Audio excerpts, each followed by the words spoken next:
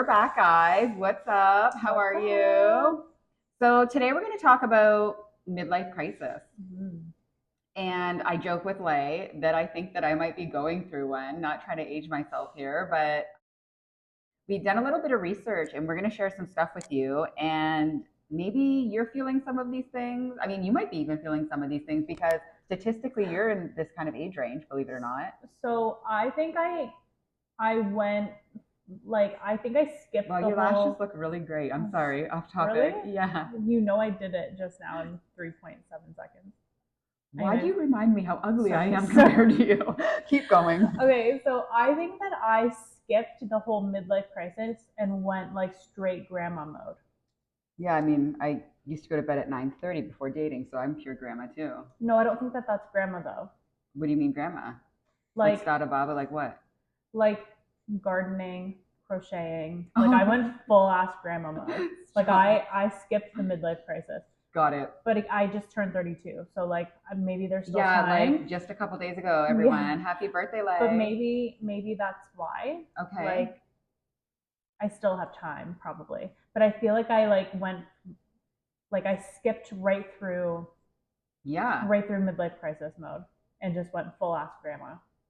Yeah, where like I was locked down early and now I feel like I'm living parts of my life that I haven't experienced that I should have experienced in my 20s. Mm, So I feel like it's weird, like I'm older, but I'm doing things that I should have done younger that I haven't gone through. So I feel younger right. and unexperienced in a weird way. So let's first talk about this here. So a midlife crisis is defined as a period of emotional turmoil, typically in middle age, around 40 and older, can go up to 60 years old.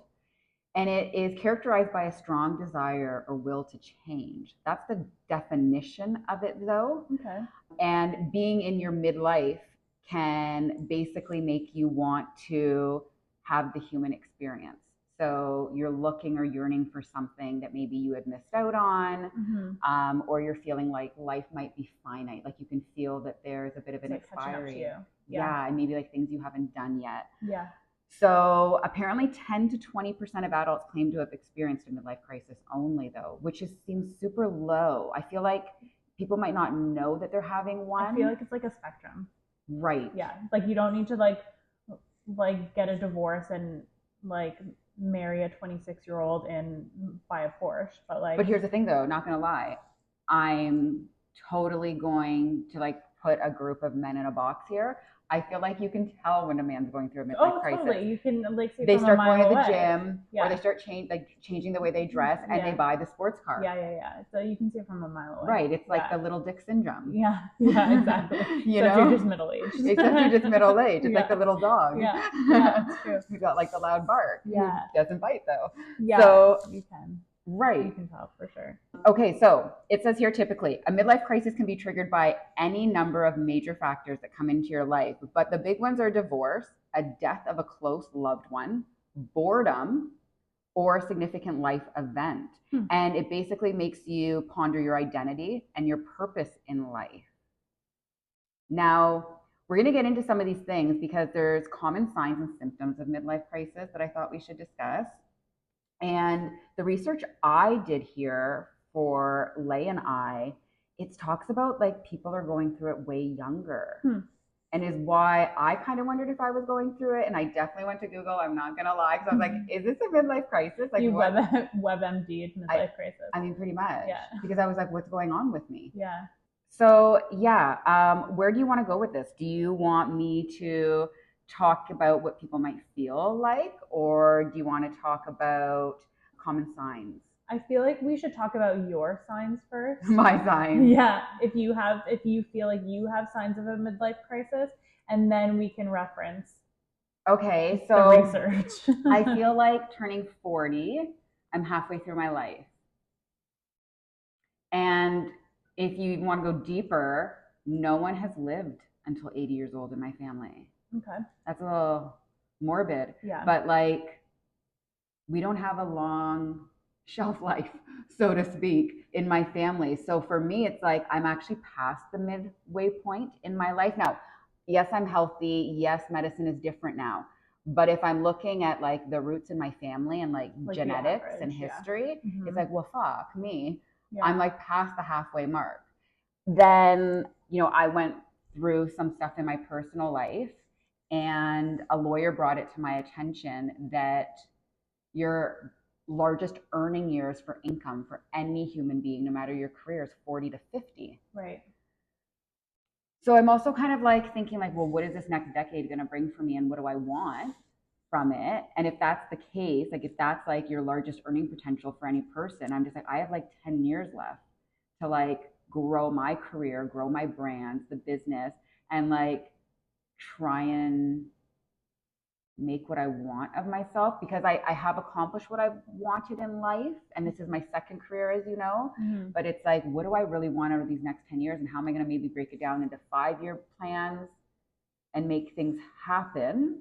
Not that like you can't progress or make even more money or have potential earnings after 50. Yeah. That's just like the generic stat about earning your income potential is 40 to 50. Yeah. So like those are kind of my thoughts right there. Then the fact that like I've lost like 20 years. And I say that with like a grain of salt. I was with somebody for 15 years, and then I had a horrible car accident that monopolized like 5.5 years of my life with a lawsuit and rehab and all of that. Right. So it's like the last 20 years, I focused mostly on my career and my partner, but I didn't foster other parts of my life. And then changing careers and having the accident, it's like I'm really trying to hone into the areas that I want to foster.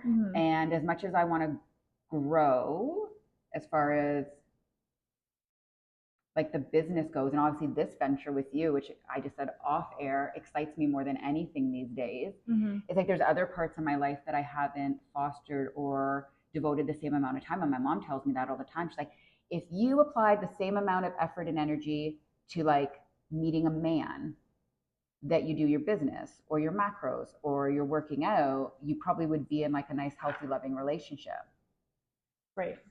And we talked about that too. Like right. Sacrificing, not even sacrificing, just making the choice right. to do something that you wouldn't do otherwise. Yeah. And having something take a back seat for a different priority based on where you're at a certain stage in your life. Yeah. Which I agree with. Yeah. So could a midlife crisis be defined as you changing your priorities?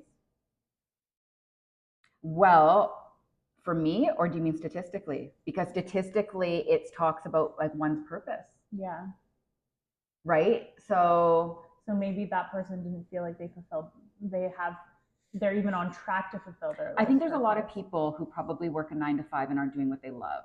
Yeah. And they're not passionate about their job, but it pays the bills. And so I think that a lot of people would fall into that scenario where they feel like they're not living their best life, or they're not here living their life's purpose. Right. You and I are fortunate that we actually do love what we do and it doesn't feel like work. Yeah, totally. I'm not like that. Like I don't feel like unfulfilled, but I don't want to have regrets. Right? I also have injuries that I know are going to get worse as I age. Like I already have arthritis and things like that. And so it's like, I don't want to wait to travel because I might not see these countries the way that I would want to see them. Maybe my body won't hold up. Maybe I can't like walk and do sightseeing and touring the way that I would want to do. Right. So I'm in this weird predicament, and you and I have talked a lot about this, like off air again, about like, what do I do? Like, do I take a sabbatical from work? Do I take some time off and like explore and to process what's happened to me and like heal on a different spiritual level that I haven't done? Because like I've done the work with the professionals, right, and my bones have healed, and my heart has healed.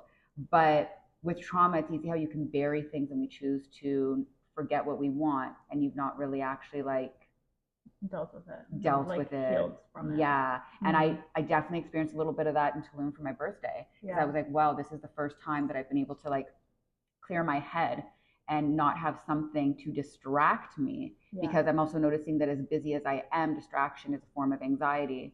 And like I openly talk about having anxiety and PTSD. So like there's a part of me that wants to travel now. Like, why not now? I don't have a family. I don't have a partner. So if there's opportunities to travel with people, why not do it now when I I can afford to and I'm able and willing, especially with my body. Yeah. But then midlife crisis. I know. Ding, ding, ding, ding, ding, ding. And then there's a part of me that feels, and it's really weird, and I'm going to say this, I've given zero fucks in my life what people have thought about me, like literally zero fucks. If I cared, I wouldn't be where I am today. Yeah.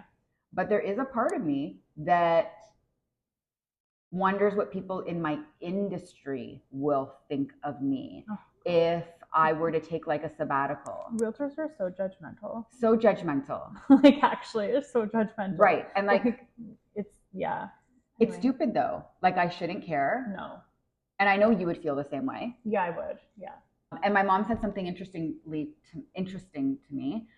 Sorry to stutter there. Interesting to me. She said, they're only going to raise a brow because they're jealous if they judge because you can afford to not work and live your best life. Yeah. And a lot of people would envy being able to take a sabbatical or go travel or take an extended period of time because like as a woman, you don't actually get to take any time off in your adult life unless you're in mat leave. And like that still works. It's not time off. It's not time off. Yeah. But like we don't have that same balance that like other countries have. No. With work and life balance and being able to be like, oh, like I'm a teacher and I get a couple months off in the summer. Like we go hard and we go hard all the time. Mm-hmm. Having a family too. So like, I feel like I missed the boat on that or like the ship has sailed. Why? Because I don't want to be an old mom. Right? Like, let's just say, and for all of our listeners out here, I went off the birth control pill a year ago, actually, last July. And that's what's triggering the midlife crisis. You getting off of birth control. I feel much better being off of it. Of course you do. You're a functioning human being now. Yeah, without artificial hormones. Jesus. It should be illegal. I know, no kidding. And I was on it for, I can tell you right now, 23 years. That's fucked up. Straight, no breaks. On the pill. Wild, right? I was on the pill for like 3 years. Yeah, most people aren't. I got on it at 16 years old and went off at 39. That's wild. I know. Oh my God. But I've had this. You're a kook. No wonder. That's just one of the reasons. Let's be real. And I've had this reoccurring dream, which my family and like that I'm gonna get pregnant. Like I've had this fucking dream that I'm gonna get pregnant by accident. You've been on birth control. You think it's just gonna happen like that? Well, my doctor says it can. Well, of course it can, but like you've been on birth control for how long? 23 years. 23 years. Of course you're gonna be like, oh my God, I'm gonna get pregnant. Yeah, like I have this fear, and like I have a friend that got pregnant while she was on birth control. Yeah, no, I was like had a reminder on my phone. I'm so A-type. Like I was like she had an IUD and she got pregnant. Like, so anything's possible. I know. As long as like whatever God has planned for you. I know.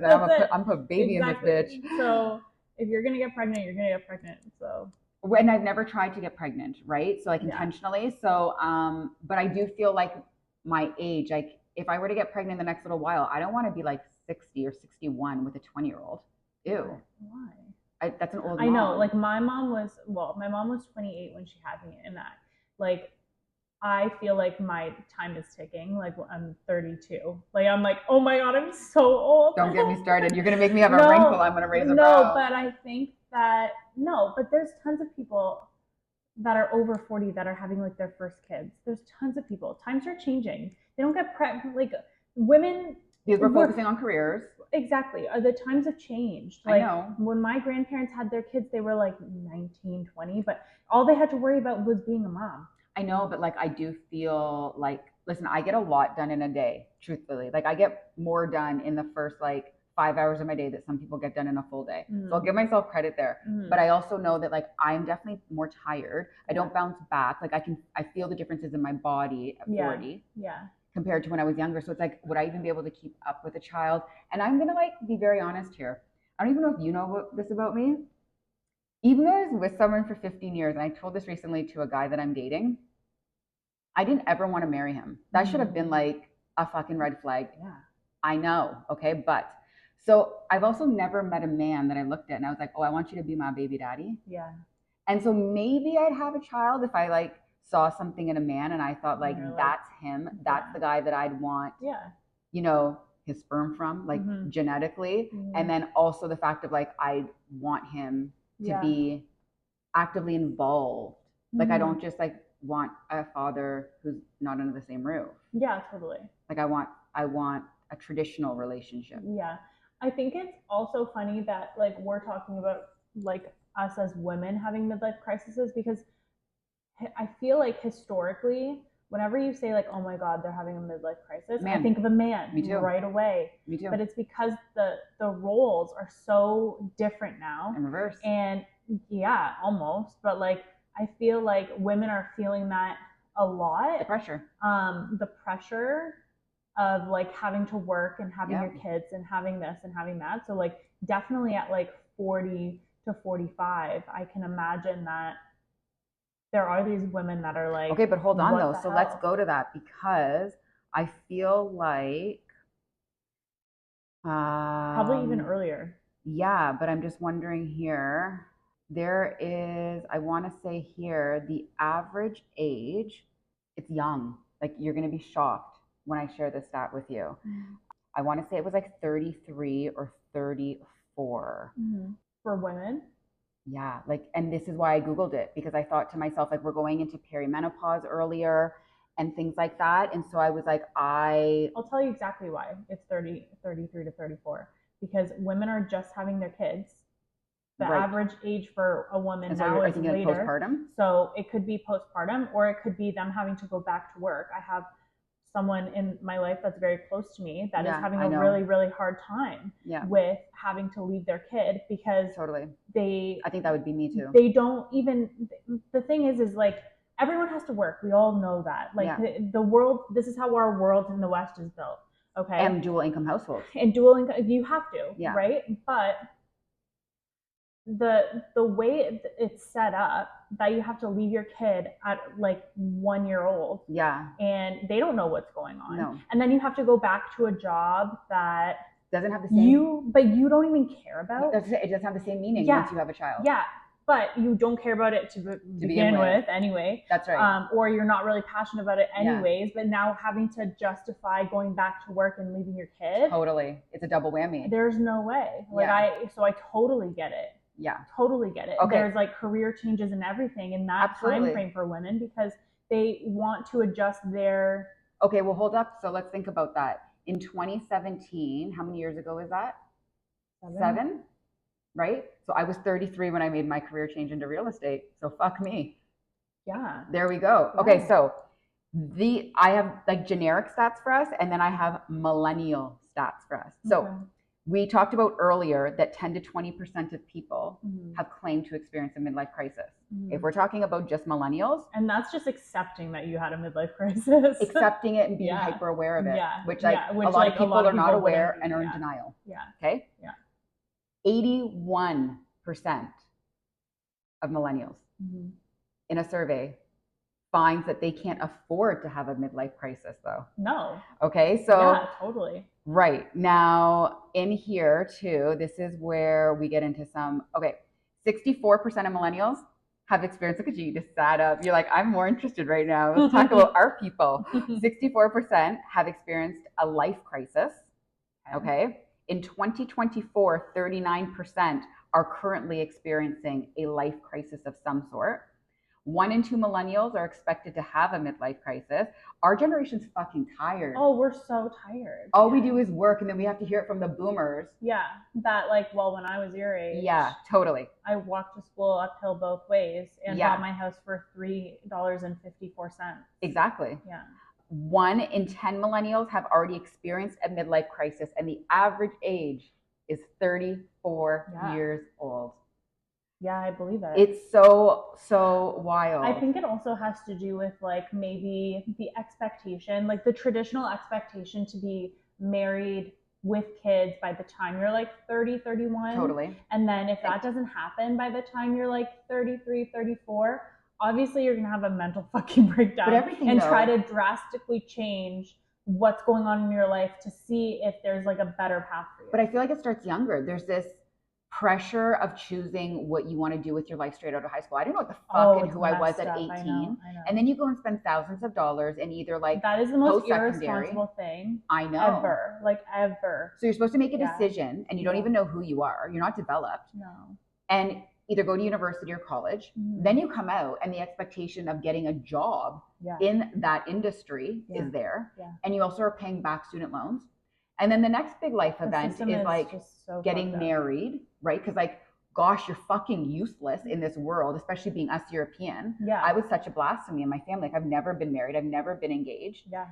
Never had a baby. So like, I must be a lesbian. Literally, like, what's wrong with her? Either like she's a closet lesbian. I'm a closet lesbian, or my expectations are too high. Yeah, you heard it here first. Natalie has her liquor license. But like, you know, then it's the pressure of that. Yeah, totally. And then by that time you're at 30. Yeah, and then there's kids. a lot of us that are like first generation, right? So like, yeah, definitely like the millennials. Right. And then like after the kids, and we see this firsthand being our industry, it's like everybody's cock's got to be bigger, because then it's like, okay, so you've done the school, you paid your loan, you found the man, you got married. Then it's 30, you're supposed to have a kid. God forbid you don't have something. And then it's the house. And then it becomes a battle of the houses, because now keeping up with the Joneses. Nobody can have an entry-level house. Everybody wants like stone countertops and renovations and these big houses they can't afford. And then they're house poor. So there's those expectations, and then the cars, and then trying to keep up with stupid social media and like these lifestyles and the highlight reel, and also like how girls look.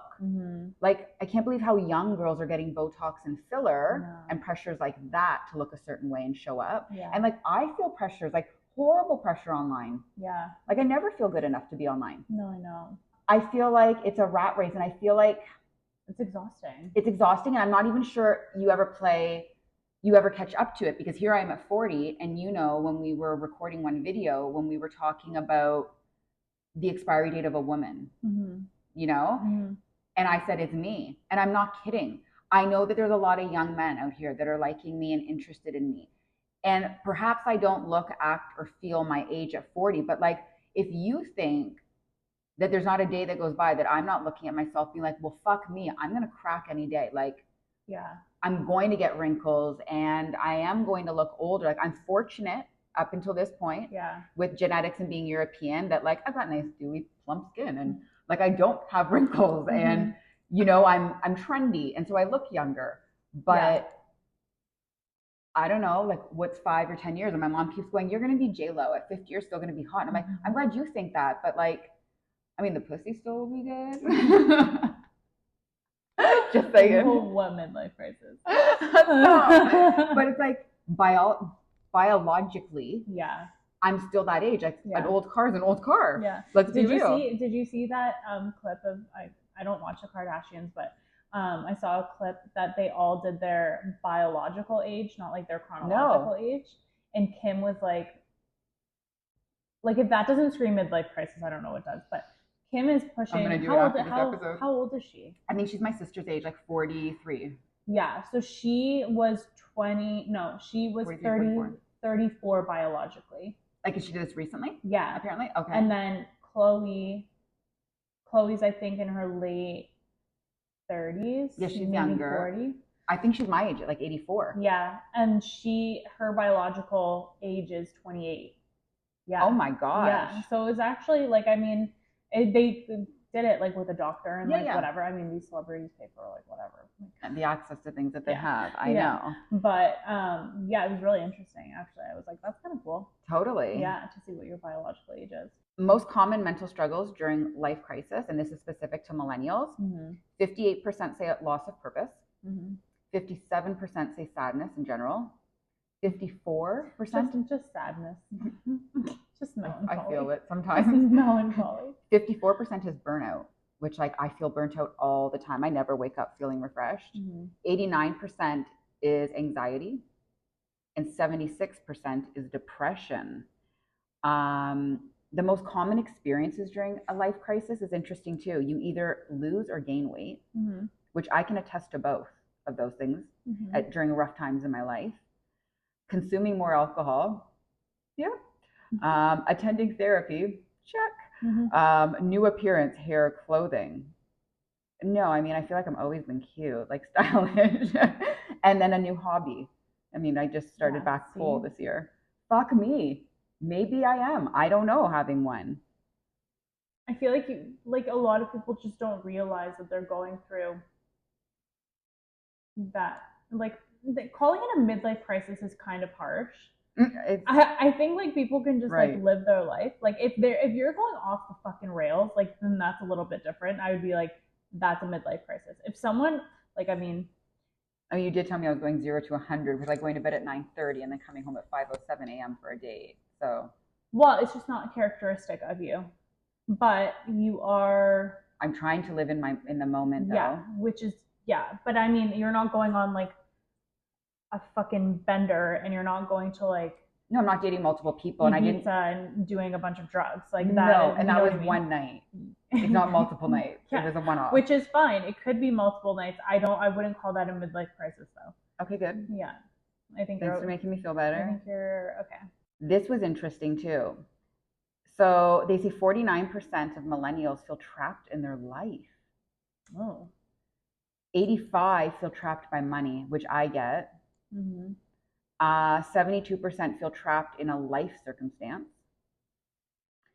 And this is a big one. I think a lot of people feel this. 70% say they are not where they thought they would be at this point in their life. Yeah, totally, of course. And I think you have to let go of that. Like that was something I did in therapy was like when my ex cheated and I chose to leave him because I knew I could not be with someone who had done that to me. I could not recover from that. Mm-hmm. So it was best for me to walk away.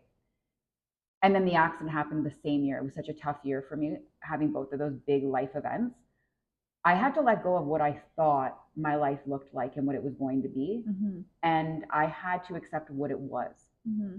And like the 7 stages of grief was something that I had to do in rehab because like I was in fucking denial. And the first step is acceptance. Like, you had a car accident. These are your injuries. This is going to be your recovery. Like your ex cheated and Yeah, like you're single and that's you're going to have to yeah. like start your life over and figure it out. It was like a rebirth. Literally. Yeah. And I'm still trying to find out who I am and I'm learning about myself Yeah. through dating and stuff. Mm-hmm. So yeah, I mean, I think a lot of people are constantly comparing because I know I compare myself. We always called it like inside joke, like before accident, after accident. Yeah, no, I know. Not. Well, I think that a lot of like the comparison also for us, for our generation, has to do with social media too. And I we know. always go back to that, but it's something that I studied in school. Oh, like cool. the effect that social media has on our generation specifically, because we didn't have it before. Our parents never had it. No. But now we're actively able to compare our life to someone else's highlight reel. Yeah. And of course, that's detrimental to your mental health. Yeah. I don't know what the next generations are going to be like, but like, of course, we're experiencing it. So when you're comparing a boomer, like their midlife crisis could be going out and buying a Corvette. Okay, no offense though, to interrupt you. Their midlife crisis was because they were wearing legit OG mom jeans. Yeah. Okay, and we're Karens. Yeah. And like, I think moms back in the day looked like a mom, where like we don't fit that stereotype. Like if you still want to wear heels and like a bodycon dress and push a stroller, you can at our age. But like, I feel like those women age themselves, and so like going through a midlife crisis, like 40 was old back in the day. Yeah. Yeah. You know? Well, because they had kids so young too. So it's a little and they bit didn't take different. care of themselves though, like we did. Yeah, it's different. Like we do. Sorry, present time. Yeah, but I think that like just the comparison in and of itself, because going like just think about having to grow up during their generation. The only way that you knew what was going on in someone else's life is if you heard about it from someone else or you saw them or whatever they told you. That's the only reason why. Yeah. So that's where you get that highlight reel from. Our highlight reel is at our fingertips at all times. So when you're like, they say comparison is the thief of joy. I love it. So like, of course we're gonna, when we're looking at stats comparing us to boomers, of course we're gonna have an earlier than expected midlife crisis. You know what's interesting about the social media thing? So I went out with a friend over the weekend, and I mean, listen, sometimes I look at my stories and I'm like, wow, if I didn't know myself, I look like I'm living the best motherfucking life. Like I can look at my stories and go, wow, like they look really great. Like she looks like she has a great life. Yeah. And the funny thing is that I let so many people into my life, but I'm so intentional. Like, so people can think they know so much about me. Yeah. And it's like, you guys have no clue. Yeah. Like, I don't drop men on my page. I don't let people know who I'm dating, names. They don't know if I'm on a date with a friend. Yeah. Like, I'm very protective of that because I don't feel like everyone deserves to have access to me. But at the same time, people want to know the behind the scenes person in our industry. Right. So it's dropping enough about your life to let them in and still trying to keep private, which is super important to me because I'm actually a very private person. So yes, to go back to what you're saying, they are comparing it to the highlight reel, but I have shared when I've had bad days online. I've shared stuff about my ex. I've shared stuff about my accident, but for the most part, people are thinking I'm living my best life and they might not know that I'm like super anxious that day or that I'm spiraling because like a guy I'm dating is getting in my head. Yeah. Yeah, I know. And I'm questioning myself. Exactly. You know. Yeah. But like others don't. Yeah. So I mean, we live a crisis every fucking day. Every day. That's literally all it is. It's no joke. Oh my gosh. Yeah, that's why I say I skipped the whole midlife crisis thing if I was ever to get one. But there's still time though, because technically it's 40 to 60. It's saying that the millennial average age though is 40. So like you might experience something later. Like if you end up having a family, you don't know what it'll be like after child. Yeah, you'll be before child, after child. I'm before accident, after accident version. Okay, so 62% of people have a delayed major life milestone because of financial reasons. So like either they can't afford like a wedding or they can't afford like the house, things like that. Yeah. And 30% have a delayed major life milestone because of mental health reasons. So it says here that they don't mentally feel stable at this point to their life, which I actually get because I feel like none of us really feel, damn it, in our industry, it's hard because we don't know where our next dollar is coming from or when it's coming. Hell, you know, I'm trying to get a commission paid to me that hasn't been paid, and it's like months. Yeah, it's not for the weak. No. This industry, yeah, for sure. Someone once told me getting into real estate that you needed thick skin and a tough gut. Oh yeah. 100%. And it's like you need both those for sure. And even at that, like I mean, damn, 50% people leave in the first 18 months. So, okay, this one's kind of sad. 56% of millennials feel like they've not succeeded in their adult life, which I think goes back to the comparison. I think it's honestly the societal pressures. Yeah. Like we're supposed to live this life and like we're supposed to live a better life than our parents lived, but with a hell of a lot less. Yeah. Like when we're comparing. Yeah. Hell of a lot less. And yeah, there's people that will never own a home.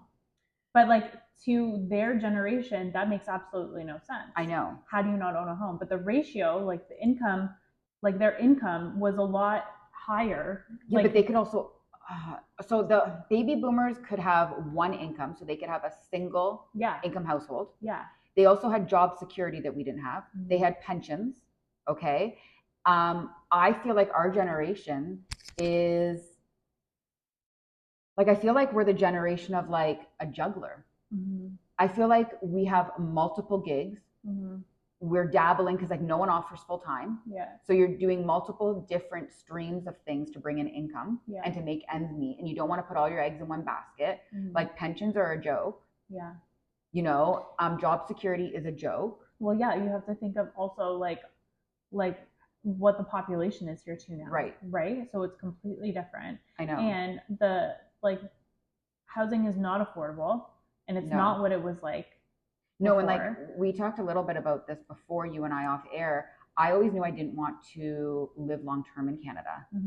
I always thought it was going to be Florida, truthfully.